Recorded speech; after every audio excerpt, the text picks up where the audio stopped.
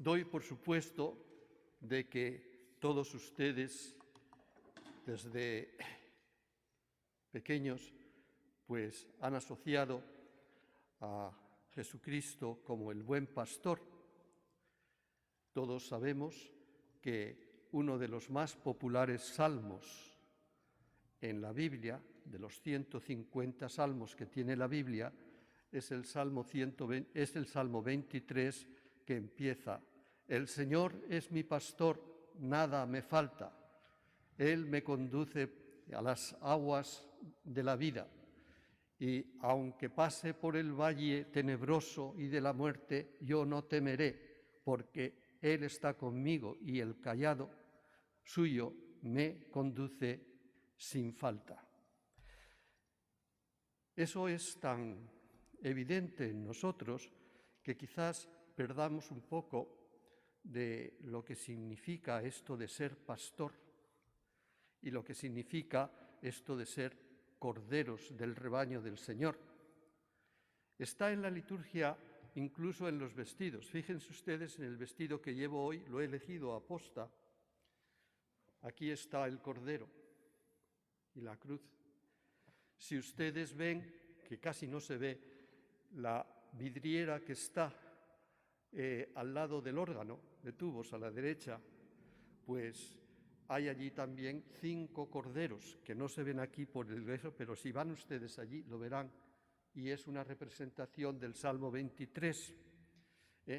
Y también, cosa que no caemos en la cuenta, pero Jesús no solamente es el pastor, no solamente es el buen pastor, sino que Jesús también es el Cordero de Dios que quita todos nuestros pecados. El Cordero. Y dentro de esta imagen del pastor pastoril, de los pastores, pues nosotros quizás hacemos una especie de malentendido, porque en nuestras culturas mediterráneas o en las culturas latinas, pues el pastor ha devenido una especie de imagen romántica, y el cordero también viene como una especie de animalito así muy fino, blanco y puro. La realidad no es así.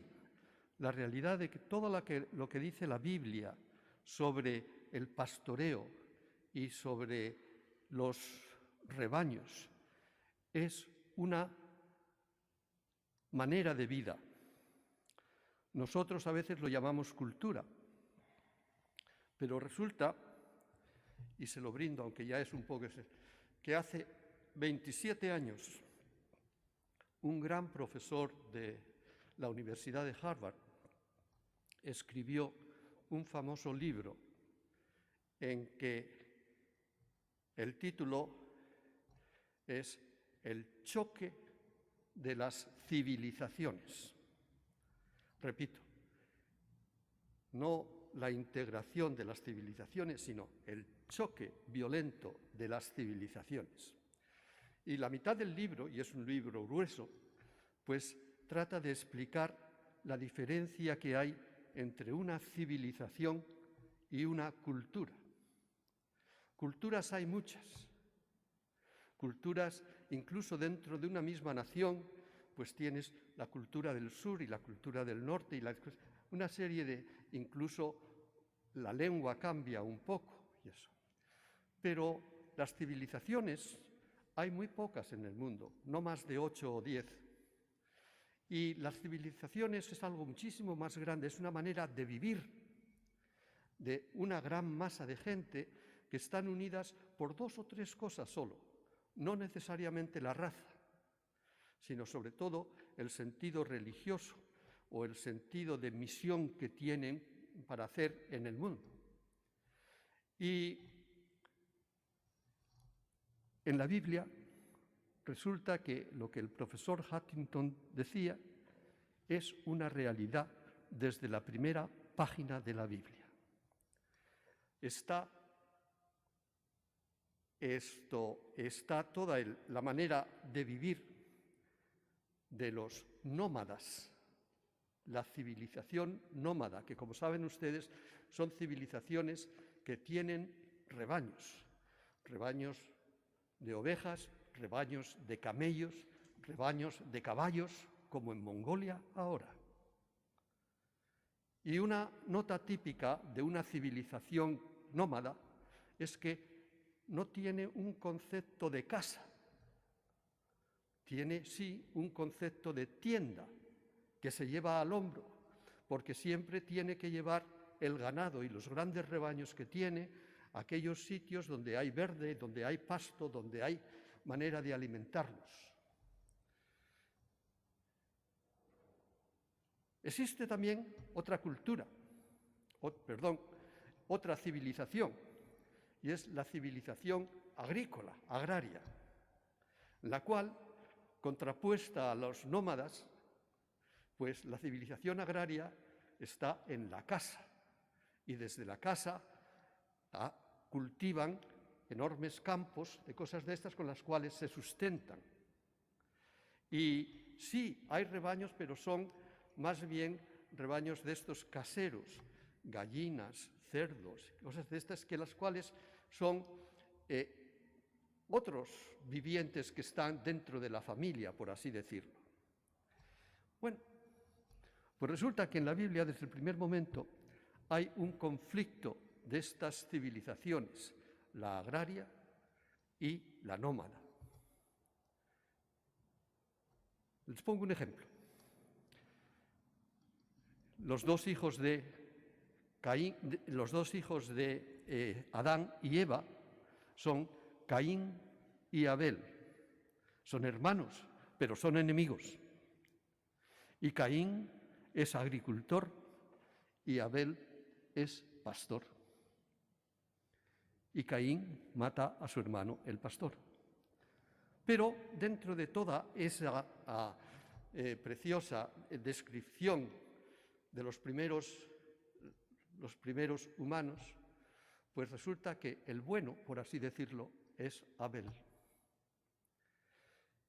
Y viene Jesús, y Jesús es el centro, digamos, de estas dos civilizaciones, porque Jesús es pastor, nómada, va de un lado para otro, y es cordero. Mirad, ese es el Cordero de Dios que quita el pecado del mundo, le dice San Juan Bautista a sus discípulos. Y no solamente eso, sino que Jesús mismo dice de sí mismo: yo soy el pastor y yo soy el aprisco, el redil, el sitio donde nosotros pasamos juntos, el pastor y las ovejas juntos la noche, o descansamos. Y dice: y yo soy la puerta del redil, y nadie robará mis ovejas mientras yo esté vivo. Pero al mismo tiempo tenemos el altar y la misa. Y en la misa tenemos a la otra civilización, pan y vino. El viñedo, que es en la Biblia algo esencial para nosotros, el dueño de la viña es el Señor. La viña es, digamos, el reino de los cielos. Y tenemos el pan. ¿Recuerdan ustedes las parábolas? Salió el sembrador a sembrar la semilla. Y sembró aquí, sembró allí. Es todo civilización agraria. Y tenemos en Jesús que estas dos civilizaciones, que son de por sí enemigas, se reúnen en el pueblo de Dios. Es una maravilla. Jesús es nuestro pastor, Jesús es nuestro pan, Jesús es nuestro vino, nuestra vida. Y quizás esto es lo bonito del Evangelio de hoy. Jesús, que es para nosotros la vida como pastor, que con su cayado siempre nos va guiando.